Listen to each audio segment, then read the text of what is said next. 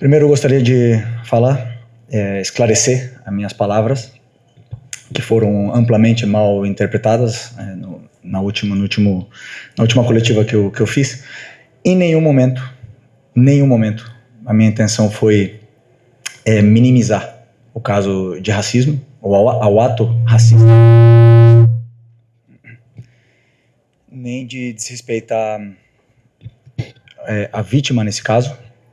Muito pelo contrário, eu estou com o Vinícius, o Flamengo, estamos com o Vinícius, tenho um carinho, uma admiração gigante por ele, e eu estou com ele, não tenho nenhuma dúvida do que eu estou falando. Eu sei que como treinador, a minha postura pública gera muita expectativa, e realmente pode ser que eu não me expliquei com suficiente clareza sobre o assunto. Eu repudio o racismo. Eu condeno o ato racista. Racismo é crime. É crime. E, como eu falei um dia antes, para um meio de comunicação, um dia antes do jogo, se o menino fez isso, não cabe a mim julgar a ele. Mas se ele fez, que ele pague. Que pague com força. Porque eu chegar aqui e falar é fácil. Fazer camiseta não racismo é fácil. Usar pulseira antirracismo é fácil. Tudo isso é muito fácil. Difícil é punir. Então, que se ele fez, que ele pague. Que fique bem claro. Outra coisa que eu quero deixar bem claro foi a palavra, né, talvez que eu usei sobre um caso específico, né, na pergunta do companheiro de vocês. Isolado. Do companheiro de vocês, que ele perguntou, a pergunta dele foi como o Flamengo foi tratado nas visitas que veio para a Argentina, né? E eu quis dizer caso isolado, daquele caso isolado dentro do campo, que foi aquele caso que aconteceu naquele jogo. Que existem mais casos? Existem mais. Muitos mais.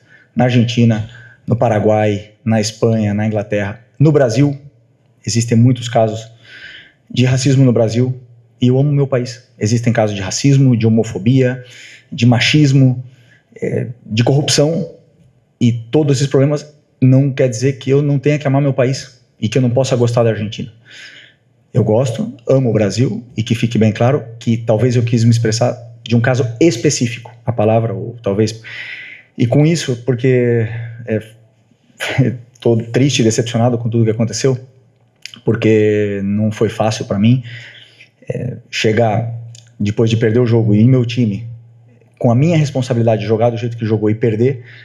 Não é fácil chegar numa coletiva e responder uma pergunta e que tudo seja perfeito. Então, portanto, eu queria deixar isso bem claro para vocês e dizer mais uma vez, estamos com o Vini. Estou com o Vini. O Flamengo apoia todas as causas do Vini, sempre. E queria só esclarecer isso aqui antes de vocês poderem fazer perguntas, porque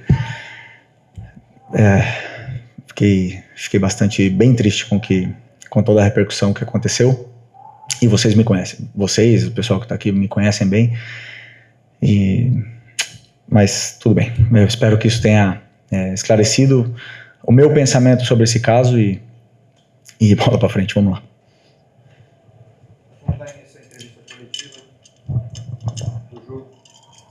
Felipe, Vitor Nicolau da Flamengo TV. Eu queria falar um pouco sobre o Paquetá e o encaixe dele no time. Desde no início você pensava muito claramente ele como meia-direita, depois foi adaptando o time, criou um triângulo de meio em alguns jogos para ter ele de médio ali, um pouco à frente do volante, marcando como volante. E isso traz algumas coisas para ele, para o time, de tabela, de infiltração, mas acaba tirando ele do bloco de defesa do time adversário. E ele acha ótimos passes, só que acaba que o passe não vai para o Paquetá dentro do bloco, trabalhando espaço curto, como ele tem essa qualidade. A tua intenção é manter ele mais fora do bloco no futuro, quando ele tiver com a confiança adquirida? Ou isso é um momento assim de transição para você colocar ele mais dentro do bloco, onde ele pode, na minha opinião, fazer mais diferença? Não, meu pensamento é usar ele na frente, realmente. Na meia direita ou na meia esquerda. Ele jogou naquele nosso 3-5-2 contra o Botafogo, ele jogou podendo ganhar essa altura, ter essa liberdade de chegar na área, de finalizar, mas, como você bem falou, marcando como volante. Os volantes da minha equipe têm funções muito específicas, são muitos detalhes e são... talvez seja onde eu diria que é o coração do time, né? Então, é difícil para um menino que fazia tempo que não jogava aí, ou jogou até poucos jogos de volante, ter todo esse conteúdo rápido e estar no mesmo nível que os outros. Mesmo assim, ele tem tanta qualidade que ele consegue gerar situações positivas para a equipe. E como você bem falou também, tem prós e contras. Nesse caso, perdemos o que ele tem de melhor para mim, que é essa chegada na área, essa triangulação que ele consegue achar os atacantes e também finalizar bem no gol, porque é um jogador que tem gol. Mas como são tantos jogos durante o ano, ele vai jogar em várias posições do meio, e é importante que ele saiba fazer todas, né? Então, sobre esse jogo agora, tentei ele colocar de novo na frente, só que defendendo como volante, então ele ainda tem essa tendência a descer, buscar a bola no pé, e eu quero que ele tenha essa chegada na área, como você bem citou, porque é um jogador determinante lá na frente. Felipe, aqui Luiz Assado GE. O Arrascaeta chegou a 100 gols hoje pelo Flamengo. Queria te perguntar a importância desse jogador para você na sua trajetória no Flamengo, e também quando você espera ter o Arrascaeta naquele 100%, né, que a gente teve ao longo do ano passado, mas quando você espera ter ele 100% fisicamente? O Arrasca, hoje para mim, para mim não, para o torcedor, ele é um ídolo, ele é uma lenda, ele se tornou eterno no Flamengo pela história, pela história que ele fez, pela ambição que ele tem. E é uma marca importante, 100 gols, e muitos deles 1-0, muitos deles o gol importante, o gol decisivo. Então é um jogador muito importante.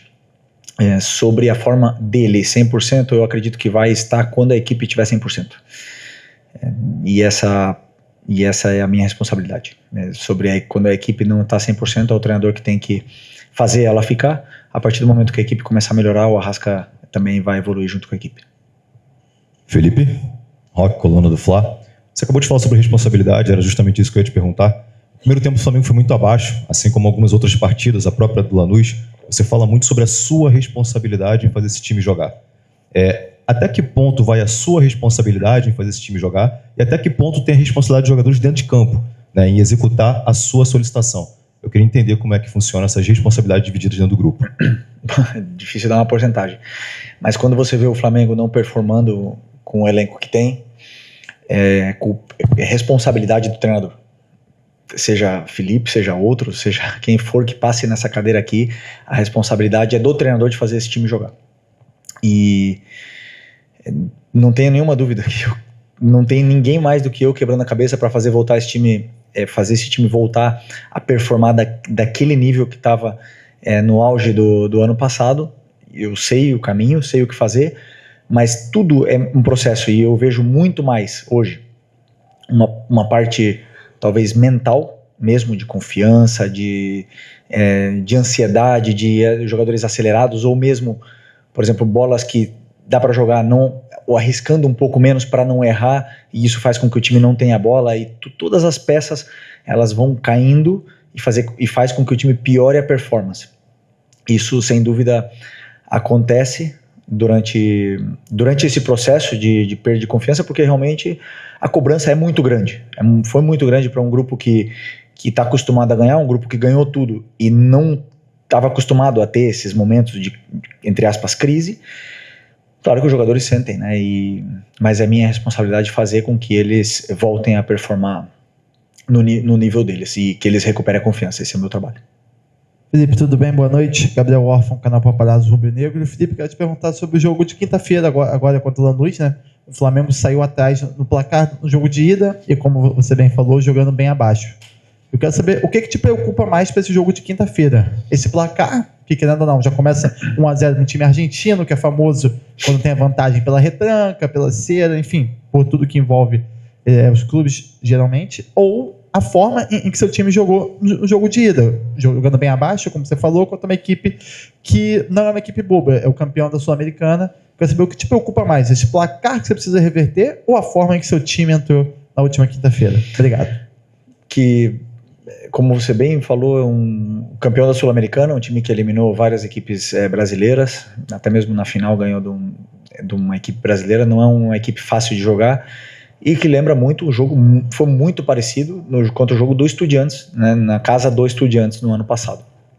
Até a forma de jogar, a forma de propor, de defender, tem bastantes coisas similares, e esse jogo incomodou a gente, né? Então, não é preocupação, senão trabalho. Eu não foco no que me preocupa, eu foco no que eu posso fazer para ajudar os jogadores a fazerem uma performance espetacular, porque eu não tenho nenhuma dúvida, com o Maraca lotado, podemos reverter essa situação, não tenho nenhuma dúvida do que eu estou falando. Felipe, boa noite. Rodrigo Cerqueira, do Grupo Globo. Na quinta-feira você completará 100 jogos à frente do Flamengo, do time profissional. É uma marca expressiva, principalmente nos últimos anos, diante de tantas mudanças de técnicos recentes no Flamengo.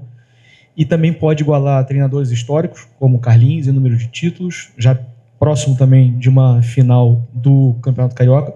Mas no momento que, por conta de resultados e desempenhos, a pressão veio mais forte, talvez mais forte nesse período todo. Queria que você fizesse uma análise sobre esse número importante que você vai conquistar, sobre todo esse processo que você viveu ao longo desse tempo no Flamengo, que nos últimos anos foi tão difícil para um treinador alcançar uma marca como essa.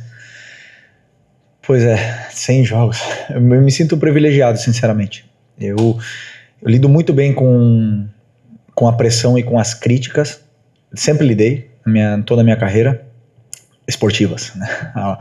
As outras, não tanto, mas as esportivas, quando o time não performa e eu leio e vejo, escuto as críticas, são naturais, fazem parte desse cargo que eu ocupo hoje. Eu sei bem aonde eu tô. Se eu não fosse um cara, se eu fosse um cara conformado, um cara que não estaria aqui, porque na verdade, cada vez que eu vou ali no campo e fico em pé na beira do campo, tudo que eu conquistei eu coloco a jogo, porque eu tá ali, posso ser chamado de burro, de 1000 coisas, ser xingado pelo torcedor, e apagar tudo que eu já fiz no clube como jogador e como treinador também. Mas eu não tenho medo disso, eu confio muito no que eu faço, acredito muito em mim, sou um cara muito ambicioso, amo o meu clube, amo onde eu estou, amo trabalhar aqui com esses jogadores, e amo também a cobrança e a pressão que eu vivo, porque isso me deixa vivo, me desafia mais.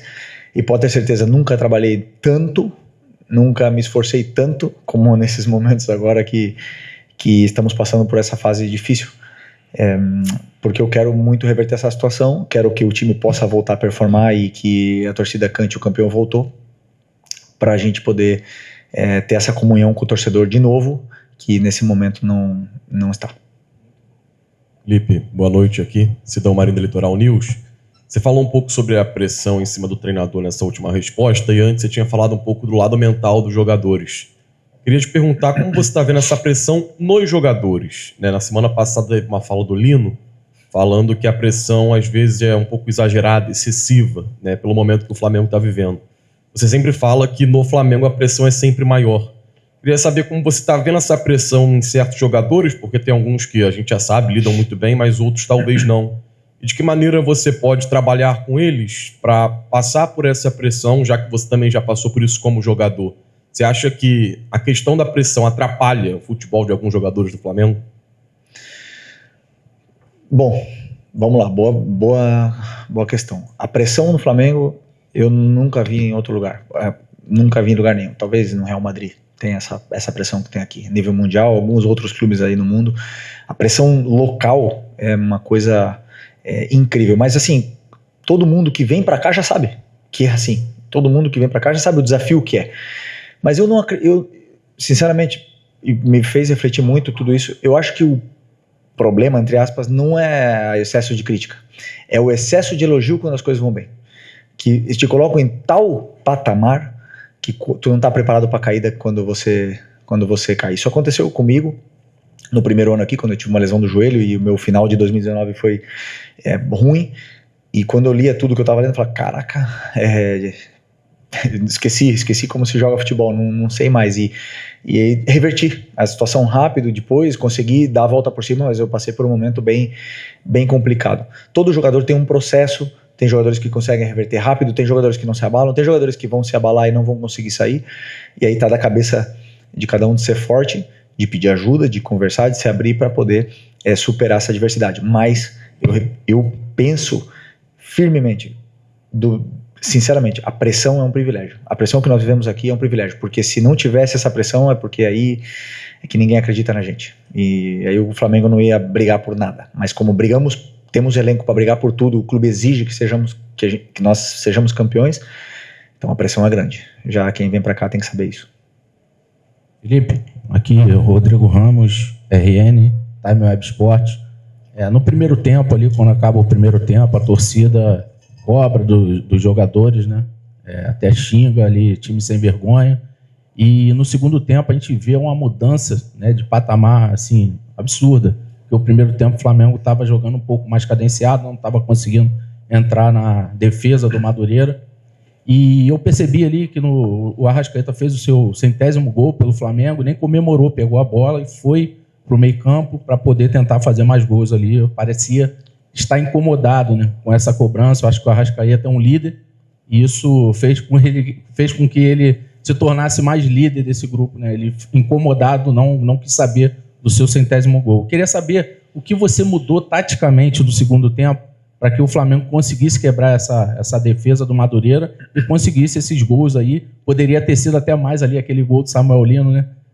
Ele fez tudo certo na hora do chute, acabou indo para fora. Queria que você falasse sobre isso.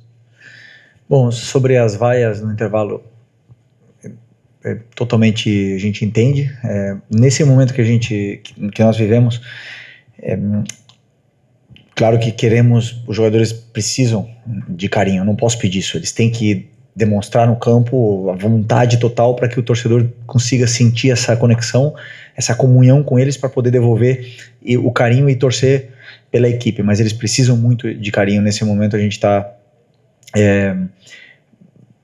digamos assim, carentes, né? Mas é uma culpa nossa, porque realmente nós somos os que temos que fazer a torcida voltar a nos apoiar, mas realmente é difícil quando está esse ambiente, o jogador poder ter confiança para fazer as ações. Sobre a intensidade do primeiro tempo, existiam alguns detalhes que eu queria corrigir, mas principalmente alguns jogadores não tinham se recuperado do jogo, o Cebolinha, o Carrascal jogou 90 minutos, não estava recuperado, estava bem, com a perna bem pesada, bem cansada, e a gente estava sem intensidade. A partir do momento que também o Madureira teve que correr atrás da bola durante todo o tempo, sabia que também era questão de tempo que eles baixassem ainda mais o ritmo, é difícil ficar correndo atrás da bola, e os nossos jogadores que entrassem com intensidade, o jogo iria abrir. Os ajustes táticos foram pontuais, alguns deram certo, alguns não, mas eu também já estava pensando em fazer testes pro jogo da quinta-feira. Felipe, aqui, boa noite. Boa noite. Você falou sobre o incômodo que a derrota na quinta-feira trouxe. Eu queria saber o quanto isso incomodou você e o que você sentiu dos jogadores após a derrota. E o quanto esse incômodo pode ajudar e motivar para o jogo de quinta-feira. Eu queria saber assim, como é que foi os bastidores e como é que foi o pós aquela derrota e como vocês estão pensando já agora esse próximo jogo. Obrigado. Eu digo que eu estava incômodo porque desde que eu compito, que já era jogador, que eu compito ping-pong, que eu tenho mal perder, eu tenho dificuldade em lidar com a derrota no momento instantâneo. Eu gosto de me fechar, e eu sempre fui assim, minha vida inteira. E claro que eu trabalho isso para tentar melhorar e tudo mais, mas não é, vocês sabem, me veem bem, não é a mesma coletiva quando ganha e quando perde, porque não é a mesma coisa para um treinador chegar depois que perde ou depois que ganha. Então eu sim estava muito incomodado, porque eu me sinto responsável de absolutamente tudo. De tudo que acontece no campo, eu sempre acho que eu posso fazer melhor. Que eu escolhi errado, que eu fiz errado, que a minha tática foi errada, que alguma coisa eu tinha que ter feito diferente. Então eu me martirizo muito, estudo muito, para poder corrigir e solucionar os meus erros, ou vejo se não estava errado aqui, estava vantagem, e ver e analisar friamente o que aconteceu no campo. Então esse é o meu trabalho. Sobre o clima, ninguém gosta de perder, muito menos performar abaixo, mas sabemos rapidamente que tínhamos que virar a chave, porque é possível reverter. Esse grupo já fez isso e eu acho que precisa disso para voltar a retomar essa nossa confiança, retomar a nossa energia e a comunhão com o torcedor, fazer um grandíssimo jogo na quinta-feira, com o apoio do nosso torcedor e reverter essa situação. Felipe, boa noite aqui, Fábio Torres, canal Deco SRN. Felipe, a gente percebe que a parte física do Flamengo ainda está muito longe de ser 100%, né, de estar 100%. Em cima disso, esse pode ser um fator determinante para você escalar a equipe na quinta-feira, já que vai ser um jogo de muita intensidade, porque o adversário vai impor isso ao Flamengo. E hoje você falou também que pensou e fez alguns testes para o jogo de quinta. Não poderia entrar, de repente, com uma equipe mais próxima da que vai ser titular, para dar um pouco mais de jogo para essa equipe que está precisando? Bom, eu não vou falar a equipe que vai começar na quinta-feira, mas, como eu bem falei, Paquetá, Arrascaeta, Eric Pulgar, os dois Léos, Varela, não estavam com recuperação completa. Cebola e Carrascal também não foram a campo. Então, com jogadores que não estão com recuperação completa, risco de lesão, risco de que não se recuperem para quinta-feira.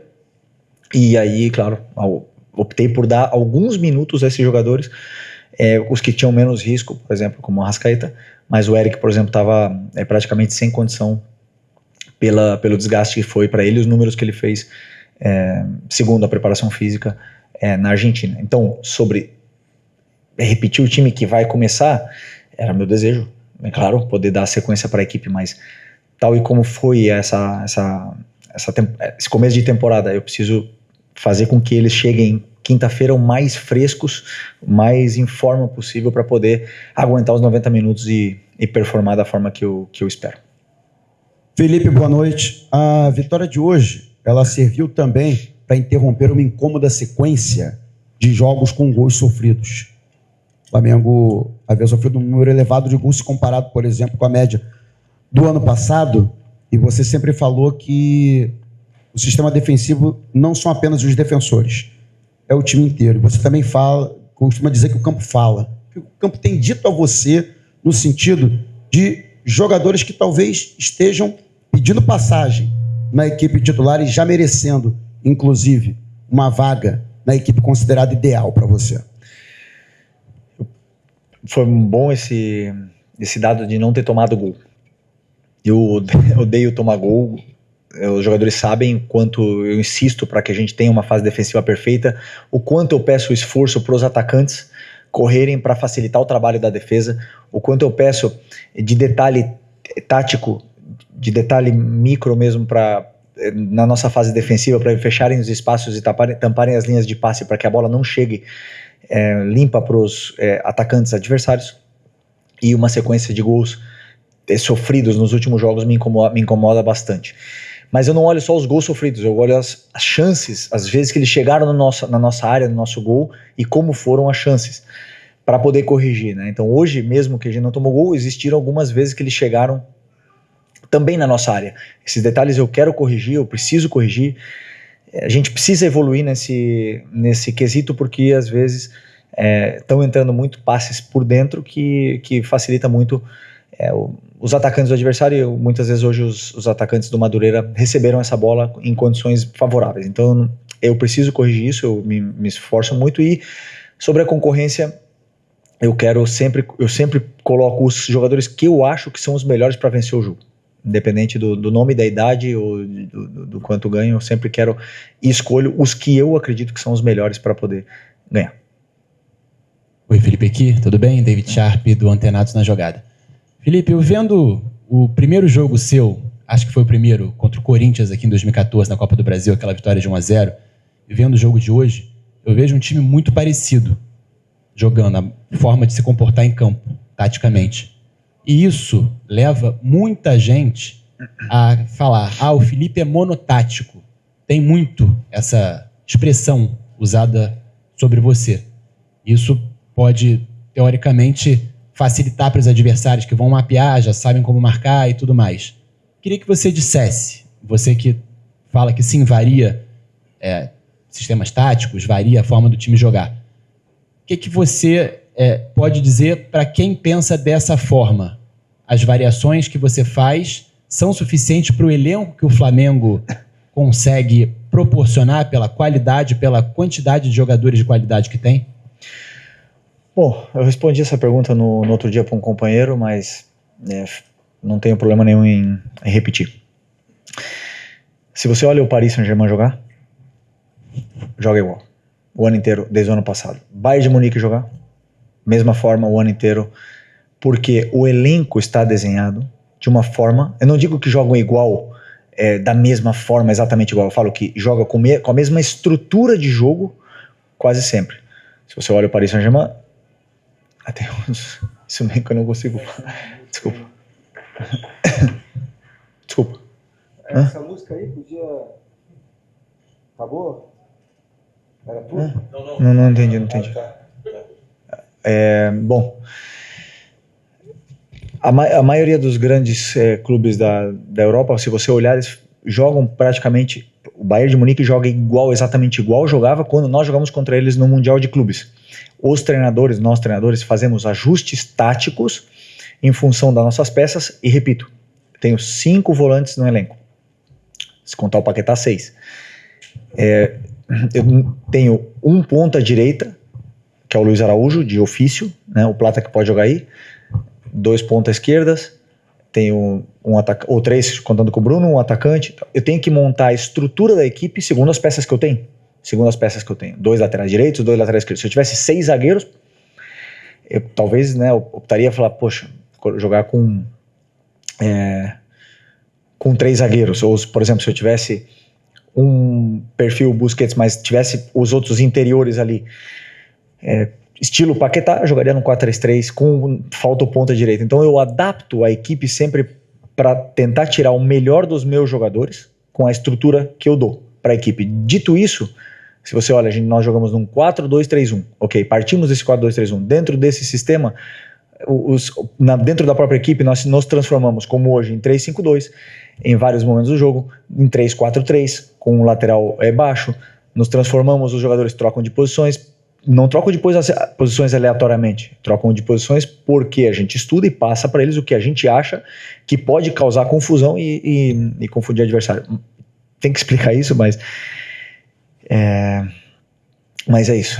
Se eu tiver um elenco onde eu tiver meus melhores jogadores, são o ponta de esquerda e o ponta direita, pode ter certeza que eles vão jogar abertos na ponta. Eu vou adaptar sempre minha estrutura de jogo segundo os jogadores que eu tenho para potencializar o melhor jogador. Lembrando, o melhor jogador do Flamengo, ano passado, Arrascaeta. Então, o time sempre tem que estar para potencializar os melhores jogadores. E a gente tenta fazer isso sempre. O Felipe, Igor Siqueira do Walker, boa noite. Um pouco ainda nessa questão, sobre a questão tática, né? Você, quando está trabalhando incansavelmente, como você mencionou, para trazer o Flamengo de volta ao estágio máximo que você entende que deva estar, você quer trazer o Flamengo de volta aos melhores momentos de 2025 ou quer trazer uma versão nova dentro dessas outras ideias, um Flamengo novo 2026? E, para fechar, voltar ao assunto que se abriu a coletiva aqui com o seu pronunciamento, queria entender como é que você elaborou esse tema sobre o Vinícius nos últimos dias, enfim, conversou com alguns jogadores, tem muitos jogadores que se manifestaram já em prol dele, a favor, né, defendendo o Vinícius, o Paquetá muito próximo dele, o Danilo falou que pessoas de etnia branca, caucasiana, deveriam escutar mais quem é vítima de racismo e tal. Como é que você elaborou? Como é que foram esses últimos seus dias que você foi tão massacrado por conta das declarações lá na Argentina? Sobre a questão tática, o nosso time não é igual o de 2025, já não é igual, porque simplesmente perdemos algumas peças daquela equipe que eram pilares dentro daquela equipe que começou 2025 e eu tive que ir readaptando esse sistema para adaptar as características dos jogadores.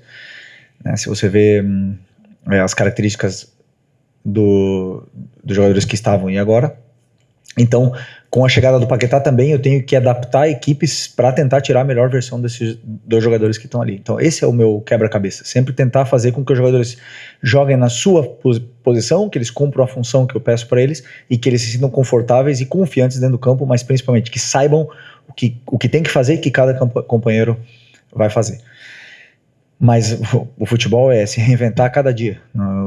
Eu estou constantemente estudando para aprender coisas novas e tentar criar variações novas E eu acredito que a maioria dos treinadores também faz essa mesma coisa. Sobre o que aconteceu... Desculpa, nós chegamos de viagem 9 da manhã, mais ou menos, sem dormir. Até o trânsito que tinha até chegar em casa foi 10 e 2 horas de trânsito. Cheguei em casa, dormi, acordei à tarde e vi tudo o que estava acontecendo. Falei com o Paiva, escrevi uma nota, mas obviamente que é melhor falar. Eu não gosto de gravar vídeo em rede social, não gosto de... Sei que teria essa oportunidade. Vi o que estava acontecendo, o Danilo me ligou para explicar a situação que aconteceu. Falei com os jogadores, falei com os capitães, falei com os jogadores, expliquei tudo exatamente o que aconteceu, o que eu expliquei para vocês. Eu não tenho problema nenhum em explicar o que aconteceu. E foi muito claro, como eu sempre trato as questões com os meus jogadores de forma muito clara e aberta com eles, sabem que tem a minha porta aberta, mas sobre qualquer assunto, qualquer problema sobre esse assunto, eles estão livres também para poder responder as respostas que quiserem para vocês, e com a minha autorização de que vocês perguntem para eles o que vocês quiserem também, porque é um tema que está totalmente aberto e na qual eu apoio o Vini, lembrando uma vez mais. Aqui, boa noite, Gilmar Machado, Opinião Play. Um dos jogadores que a torcida mais cobra presença no time titular é o Luiz Araújo. Você falou que fez alguns testes, é um jogador que sempre que entra parece entregar muito para a equipe. Eu queria saber de você se esse jogador, nesses testes, também está cotado para entrar no jogo importante diante do Lanús. O Luiz Araújo foi titular na Argentina. E é um jogador muito importante para mim. Já foi, ano passado fez mais de 10 gols e mais de 10 assistências. Ele sabe da importância que ele tem dentro do elenco. Alguns jogadores... os jogadores têm que entender que não só porque são titulares são importantes. Muitas vezes o jogador que joga 5 minutos ele é mais importante do que o que joga 85, porque ele faz a diferença quando ele entra, no momento que o treinador pensa. Eu já falei isso, já deixei claro isso pro Michael, pro Cebola, pro Lino, para todos eles, que muitas vezes eu penso também no jogador no segundo tempo, caso do Lino, caso do próprio Bruno Henrique, e é importante que eles saibam a importância que quando eles têm que entrar, eles têm que fazer a diferença. E o Luiz Araújo tem feito a diferença sempre que tem entrado, sempre que tem jogado, por isso que é um jogador de altíssimo nível e joga no Flamengo. Obrigado. Tchau, pessoal. Boa noite.